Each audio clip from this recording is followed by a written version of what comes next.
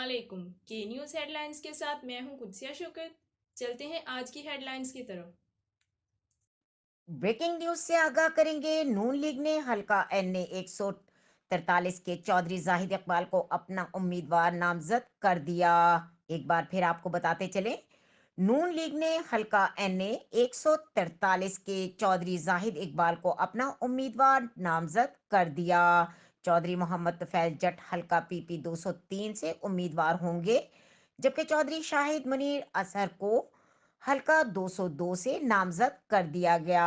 Malik Naaman Langrial हल्का PP 204 से मुश्तरका उम्मीदवार होंगे, जबकि मालूम हुआ है कि ये एडजस्टमेंट फाइनल कर दी गई है, बहुत जल्द ऐलान कर दिया जाएगा।